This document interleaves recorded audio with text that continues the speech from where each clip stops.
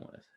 Let me say something that I am enjoying, and this was only a brief thing with the little clip, an interview they did with the Dark Order and getting Hangman Page into the mix. I fucking love it, actually. I think him, like, them kind of defining themselves, like, we want to honor Brody and, like, start doing the right thing in a lot of ways.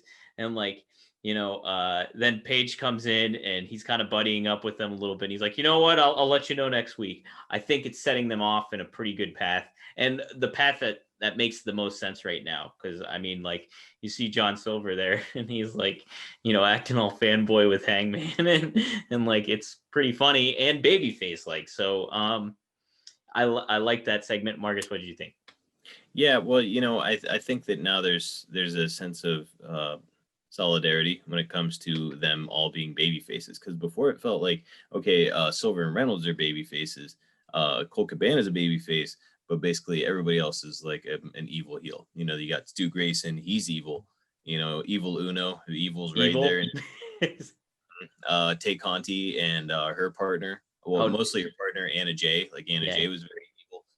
So it's like, all right, I don't know what's going on, because some of these very evil humans are hanging out with some just dorky humans. But so I think that what happened in the match with Serena Deeb and Tay Conti kind of spelled it out, because at the end of the match, there was like a very kind of sentimental moment between Tay and Anna Jay. And so I'm like, okay, well, so everybody's baby faces. So that much I can at least get on board with, where I'm like, okay, if we're all going to be baby faces, then fine. Okay. I see where the angle's going. And I'm now starting to come around to the Dark Order situation. And let's look at it this way. Let's say Hangman joins Dark Order. Could you see him as the leader of Dark Order? And would you like that? Yes and no. Like I said, when it comes to Hangman, I really think that the way that you push him as a star, again, big, rugged, good-looking baby face, loner is the angle that you take with that guy. Not a guy who's going to be swayed by anybody, and not a guy who's going to hang out with somebody who's like literally a fan of his in John Silver. I love John Silver, but like I just, to me, it doesn't work. It's not the right way to push Hangman. Now, let me say this. I'm with you on that, but I feel that they can table that for now. And this is a fine angle to put him in for a while, is as like the leader of this faction.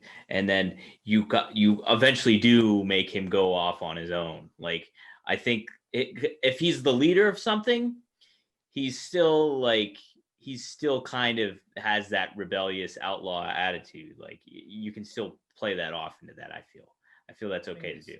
Look at it this way, though, Dom. Like, let's say that you're watching The Good, the Bad, and the Ugly, right? And Clint Eastwood, the man with no name, this loner, this guy who can handle any situation, no problem. He's a badass. What if they did a flashback scene and that guy's like, he's like dancing with like a mariachi band, right? You'd be like, what the fuck? Like, is that the same guy? But I mean, like, if we're going to that route, like, this is a different, he's not totally in a Western here.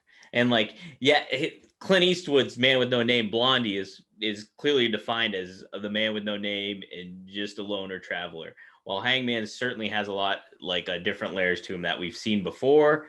And we're going to continue to see, like, even before AEW was a thing, like, he had a personality and stuff like that, and a sense of humor. So it's a little bit different. And plus, you look at other Westerns and stuff. I mean, outlaws did have friends, or like main characters, and those people that you rooted for did have friends. Like, you look at Rio Bravo, the Magnificent Seven, anything like that. Like, there's certain things you can really play off of, I think, for the time being.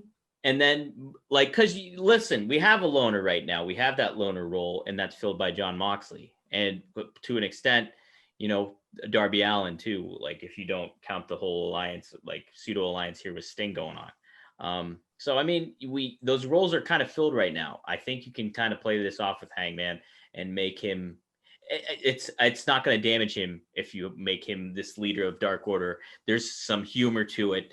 You keep Hangman fresh and kind of like this this kind of role of maybe showing like the Dark Order a certain way of handling shit, and like gives Hangman something to do, gives Dark Order a purpose and a direction.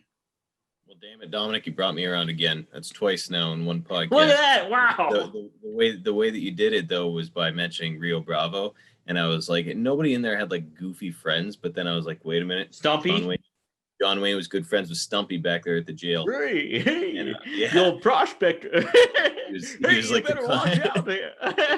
he was the comedy relief for the movie, because it was a very serious movie, and John Wayne, this very serious badass dude, but he had like this goofy friend that he would go back and be silly with.